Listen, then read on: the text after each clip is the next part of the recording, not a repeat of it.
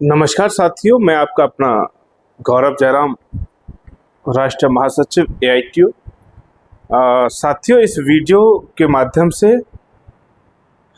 मैं आप लोगों को जो 2 मई में कैट में रेलवे ग्रुप डी मामले में जो सुनवाई हुई और उसको मैंने लाइव आकर के आप लोगों को बताया था, आप लोगों के सजेशन भी मैंने मांगे थे। कोर्ट की सुनवाई को लेकर के, कैट कोर्ट की सुनवाई को लेकर के कई सारी बातें और कई सारी आप लोगों को कई प्रकार से आप लोगों तक बातें पहुंचाई जा रही थी। उसको मैं स्पष्ट करने के लिए ये वीडियो बना रहा हूँ और इस वीडियो में मैं आपको पूरा वो 2 मई का जो ऑर्डर है कैट का, उस ऑर्डर के बारे में मैं एक एक लाइन के बारे में आपको बताऊंगा और वो ऑर्डर मैं स्क्रीन पे भी उसका आपको स्क्रीनशॉट उसका मैं दिखा रहा हूँ। ये जो ऑर्डर है कैट का, ये रेलवे का जो फाइटर हमारा टेलीग्राम का ग्रुप है या AITU का जो हमारा ग्रुप है टेलीग्राम पे, वहाँ पर भी मैं आपको ये पूरा का पूरा ऑर्डर वहाँ पे मैं आपको भेज दूंगा। आप इसको अच्छे से पढ़ सकते हैं। मैंने 6 तारीख का जो ऑर्डर था वो भी मैंने, जिसमें स्टे लगी हुई है, जिसमें पॉइंट नंबर 6, 7, 8, 9 जो पॉइंट नंबर हैं वो बहुत ही इम्पोर्टेंट पॉइंट हैं, वो भी ऑर्डर हम लोगों ने के माध्यम से आप लोगों तक पहुंचाने का उसको प्रयास किया गया।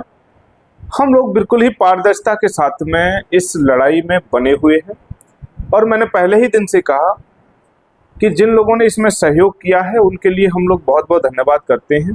जिन लोगों ने नहीं किया उनके लिए भी धन्यवाद करते हैं कि समय आने पे उनको भी हम लोग बच्चों के सामने रखेंगे, जिससे बच्चे किसी अंधकार में ना रहें। कौन हमारा सपोर्टिंग पर्सन है, कौन हमारे खिलाफत में काम कर रहा है और कैसे खिलाफत में काम कर रहा है, वो डेट बाय डेट लोगों की जो बातचीत हो रही है, लोगों की अगर आवश्यकता पड़ेगी तो वो भी हम उसको भी प्रदर्शित कर सकते हैं, ऐसा नहीं है। तो वो सारी की सारी हम समय समय पे बताते रहेंगे, समय समय पे दिखाते रहेंगे। पहले दिन से हम लोगों ने कहा है।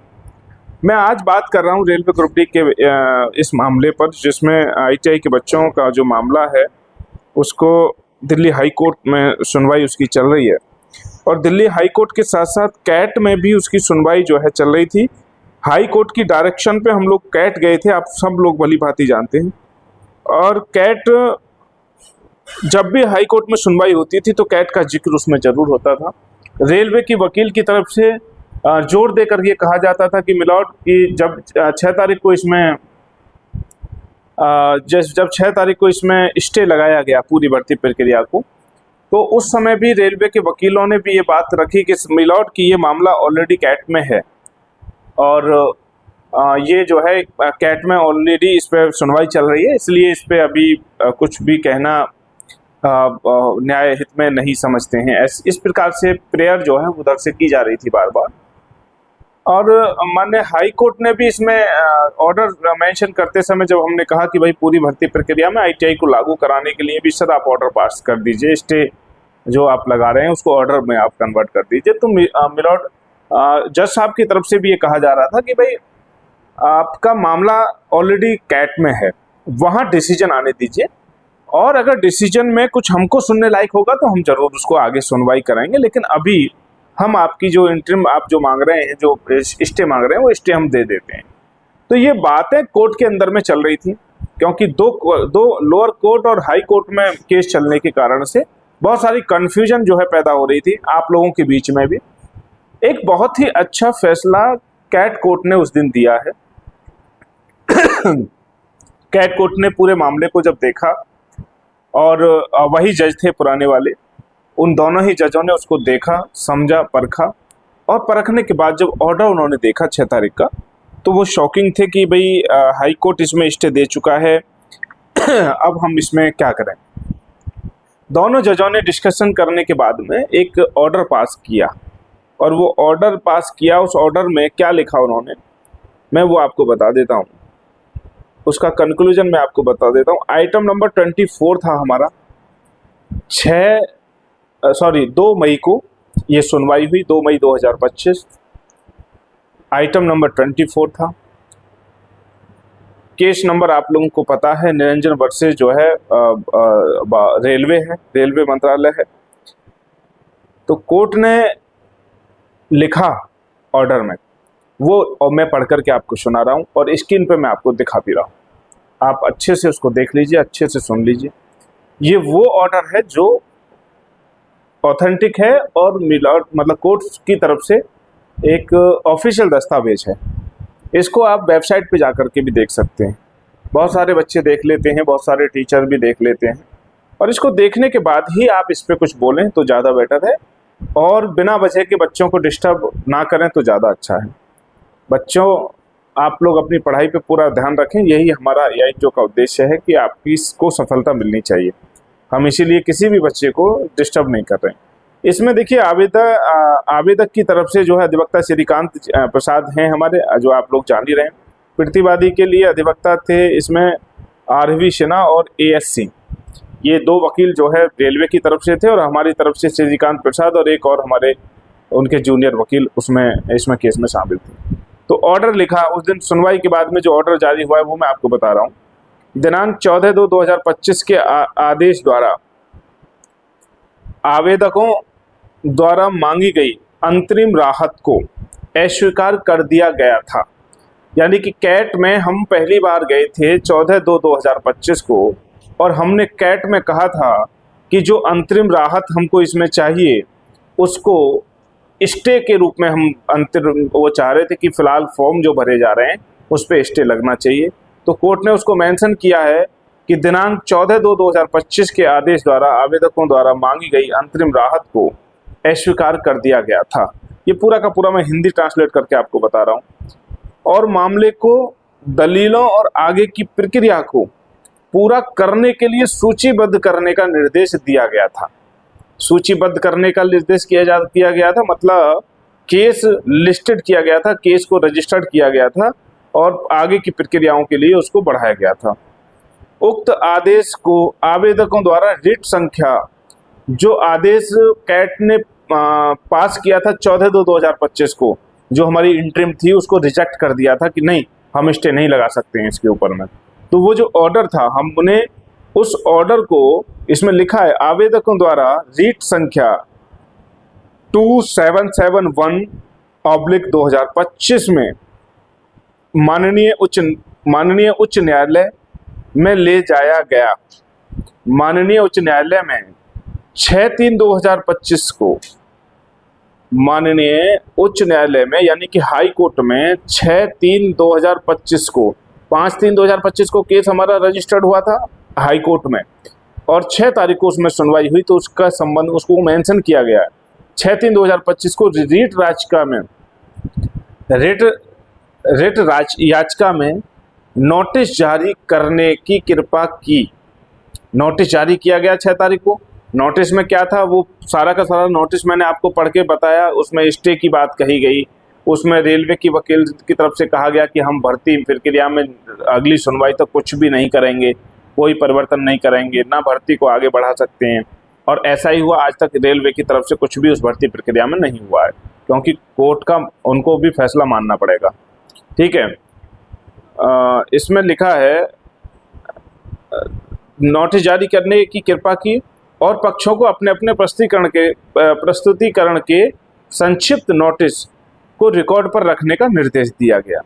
चूंकि यह मुद्दा माननीय उच्च न्यायालय के सक्रिय विचाराधीन है, चूंकि यह मुद्दा माननीय उच्च न्यायालय के सक्रिय एक्टिव केसों में से है, विचाराधीन है, इसलिए हमारे लिए आगे बढ़ना, ये कैट कह रहा है इस बात को ऑर्डर में कि यह मामला ऑलरेडी हाई कोर्ट में एक्टिव मामलों में विचाराधीन है, इसलिए हमारे लिए आगे बढ़ना उचित नहीं होगा। इसलिए हमारे लिए आगे कोई भी डिसीजन देना उचित नहीं होगा। इसलिए ओए को अनिश्चित काल के लिए स्थगित किया जाता है। ये था पूरा का पूरा कैट का वो ऑर्डर जो 2 मई 2025 को पारित किया गया। उसमें बहुत ही स्पष्ट शब्दों में लिखा गया, हमने जो इंटरिम को जो है अस्वीकार किया गया कर दिया था 14/2/2025 को। हम लोगों ने जब कैट से कहा कि भाई इसमें आप स्टे दे दो, उन्होंने स्टे नहीं दिया। हमने उसी के आधार पे फिर 5/3 को जो है 5/3/2025 को केस फाइल किया हाई कोर्ट में, जिसमें 6 तारीख को जो है 6 मार्च को उसमें सुनवाई हुई और सुनवाई में नोटिस जारी किया गया और वो नोटिस के अंदर में पॉइंट मैंने आपको पहले बता दिए।